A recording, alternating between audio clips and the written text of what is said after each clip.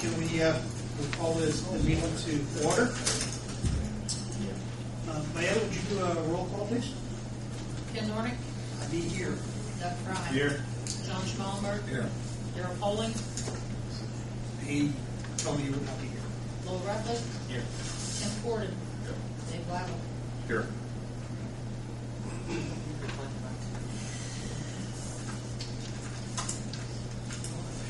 Okay.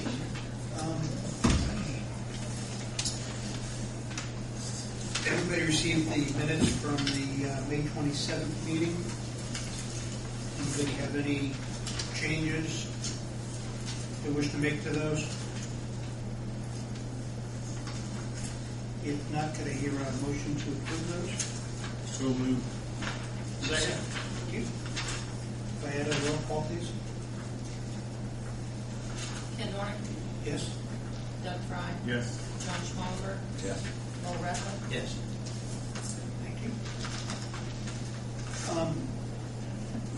Can we get an update from HNTB on our current status? Sure. Christina? Project's still on schedule for the August letting. It should be advertised very soon. I know NDOT was making the final sign off this form they do for the contract information book. So I don't know exactly when it will be advertised, but it should be very soon.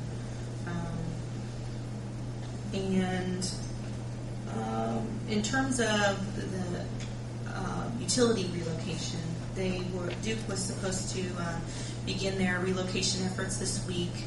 I drove the corridor before I got here. I didn't see them moving, so I'm going to follow up with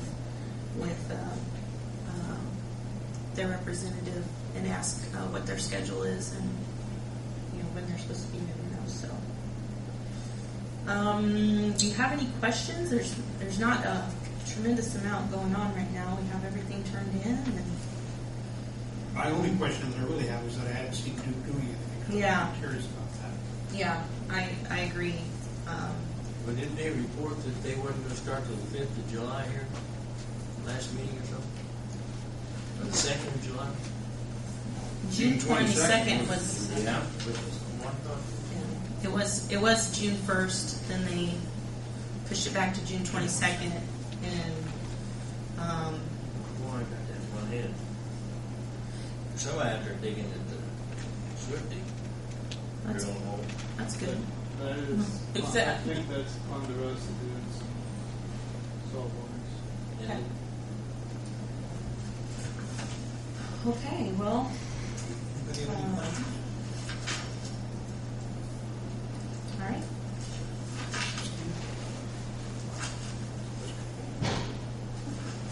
John Dooley has come down and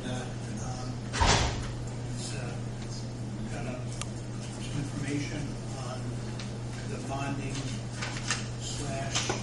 ban process that we need to look at in reference to financing for Lincoln Street. John, can you? As Christina mentioned, you're getting into the phase where financing is going to be required here shortly as you move into construction. So we, working through the information that HNTB provided us, have worked through what looks like to be the final estimate before construction bids are in terms of financing needs. And we're to the point now that we probably want to make some determination as to how we're going to approach the financing. As Christina mentioned, construction bids are due in August, and under normal circumstances, we would wait till construction bids were received. We would put together the details of the project budget and size of bond issue and sell shortly after construction bids were received. Given where we are in the calendar and the desire to start construction as quickly as possible, it opens up the window to talk about a slightly different approach on how we might want to structure this financing. The there's really two alternatives. The first is following the lines that I mentioned earlier. So construction bids are received, size of bond issued, and sell it based upon the results of construction bids. Have funds ready to pay out construction over the period from that bond issue. And doing it that way, probably the soonest you would have funds would be early September. So you'd be delaying start of construction for several weeks after bids are received. The alternative is to do what's known as a bond anticipation note. And it's kind of a bridge loan that takes care of the funding needs with this temporary loan. So with the idea that that temporary loan is taken out at some point close to completion of construction or when the project's done. We've prepared some analysis to see if there's any reason why we may not want to do the ban. Sometimes those are avoided because you in effect do two financings, and when you do that, you double up some costs.